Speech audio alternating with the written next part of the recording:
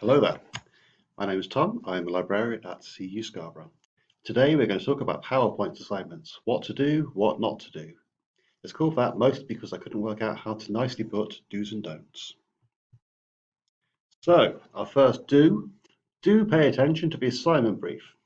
Think about the learning outcome you're being asked to illustrate. You can do a fantastic presentation, but if it doesn't meet the requirements of what you're being marked on, it's not accomplishing what's required and you won't get the highest marks. Ask yourself, are you answering the question or brief you've been given? Are you tackling the problem which you need to deal with? Are you showing your understanding of the key outcomes in order to succeed? Don't forget assignment structure. A presentation is still an assignment. It still requires an introduction, main body, and conclusion. So we want to start off by explaining what we're going to be saying as part of our presentation. We want to conclude by bringing together our main points. It can help think of each slide as a paragraph. It should address a single point or idea. So for example, if I was doing a presentation about dogs, I might have one slide about their fluffy coats. I might have one slide about their lovely little wet noses. I might have one slide about their waggy tails. But I would not talk about tails as part of fur because I would be mixing the two different subjects. So I want to make sure I have no more than 4 small ideas per slide. So for example, I'm thinking about fur. I might want to talk about the texture. I might want to talk about thickness. I might want to talk about shininess. I might want to talk about the importance to make sure it's not matted by brushing frequently. So think about how it looks. Use themes, design features, and layout wizards in order to produce your slides. Try to stick to one font and one font size for content, and you can use a different font for titles if you wish. So if you have consistency to it, it makes it feel more like a single product, particularly useful if you're working as a group to produce a presentation. It brings everything together, makes it feel like it's all been planned, helps to flow. So psychologically, it convinces us that it is a single product. Images, animations, and transitions are all possible within PowerPoint, and they're all fine in moderation. Less is more, generally speaking, so have a subtle transition if you wish in between slides. You could potentially have animations to bring information in if you want to. However, generally speaking, it's best to have static information on slides nowadays, particularly if we're using something like Zoom to produce our presentation and to give it, because those features do not work particularly well in Zoom. Equally with things like streaming video and audio, they can cause real problems in Zoom. Don't only think about how it looks. Many groups do spend a lot of time thinking about the layout, getting everything perfectly right, developing their own kind of individual template, and then forget to actually write any content. So try to make sure that you think about the content first. Think about these slides as being a container for your information. You can almost kind of put your design features on afterwards, particularly if you've used the actual standard fields in a PowerPoint slide. You've not added extra bits in. You can then do all kinds of things using the design menu. So if we go out into the design menu briefly, I could change this slideshow into various different designs. And you can see it's actually changing a couple of different slides on the left here because I've used 2 different sets because I wanted to have 2 different colors. But you can see because I've used the standard text box and the standard title, it is moving all those bits around without actually changing it. So don't want to think about how it looks too much. So the slide is a container for your ideas and can be modified to properly hold the information required, whether that's adding a little bit of extra information, little bit of extra space into the text box, whether that's moving things around to fit an image in. But try to use the standard templates because it will make life a whole lot easier.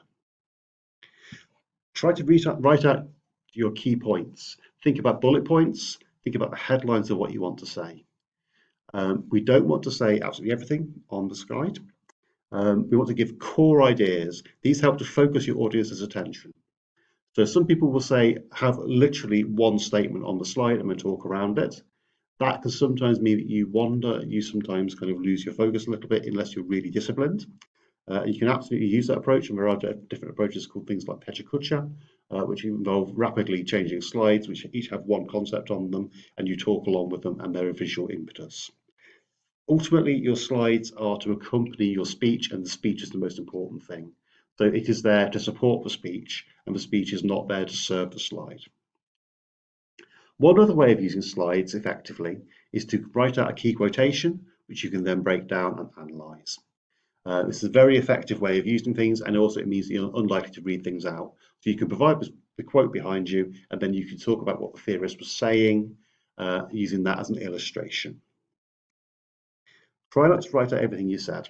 If you write out every word of every sentence you plan to say in your script, then you run the risk of putting too much text on the slide, which makes it unreadable. It is much better to have the focused, condensed version which you saw on the previous slide.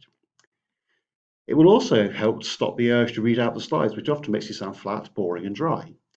Finally, if you make a mistake with your script, but you've only got the key points on the screen, your audience is far less likely to notice when you mess up.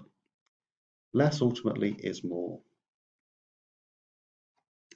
When you're doing presentations, make sure you do include evidence and citations. Citations can come after written points if we're using bullet points.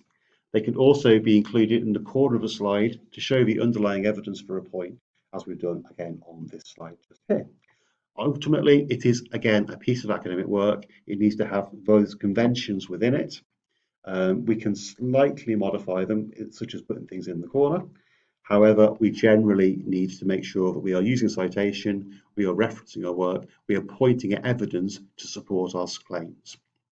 Block quotes can help to vary the pace of a presentation. So if you've had several slides of bullet points, then having a single block quote come from a theorist can help to change things up, keep your audience interested, rather than having slide malaise.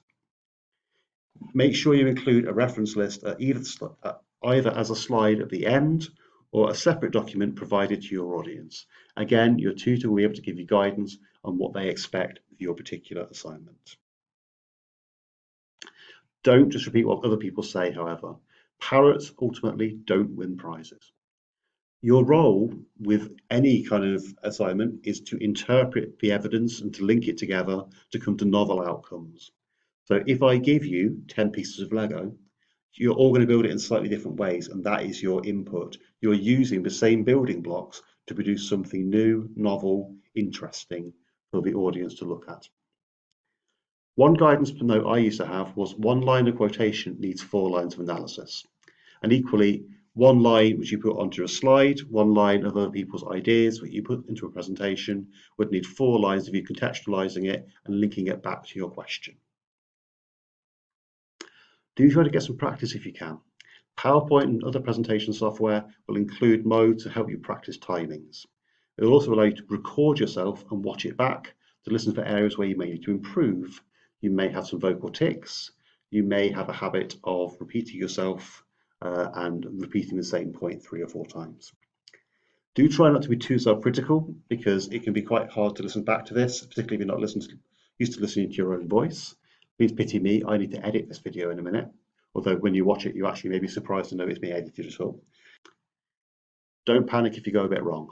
When you're doing a live presentation in particular, no one knows what you're planning to say, so you can style it out. As long as you feel confident and maintain that air of confidence, people won't know if you forgot to mention a whole big bit of the presentation. They won't necessarily notice if you skip over an entire bullet point. Try, if you're doing a presentation in person, not to have a script in front of you. Cue cards can be helpful, particularly if you're presenting from a laptop though. You can often have the notes field of your slide visible to you, but obviously the audience cannot see that. So you can use those as kind of your prompt. It means you have your hands free and you can be a lot more open and not using that crutch of notes with an audience. If you get a bit panicked, just pause for a second and breathe. Taking a drink is also an ideal excuse for a 5-second pause, which helps you gather your thoughts. It should be noted that if you do lose your train of thought, it is perfectly normal and the audience will be quite understanding. So just breathe, calm yourself, and go again. If you're recording a presentation to send in for submission, you can make edits to it. You can make it kind of fit in. You can take out the ums and ers. Try not to get too obsessed about getting every little thing right. Remember that perfect is the enemy of good. And that's my justification for why this video's got so many ums and ers in it. So that is the end of the video. If you'd like any more support, please remember you can contact us on academicskills.cus@coventry.ac.uk. If it is for library issues, things like research and referencing, I will be able to help. If it's for more academic writing things, the academic writing service over at CU Coventry will absolutely be able to help as well. Thank you very much for listening. Goodbye.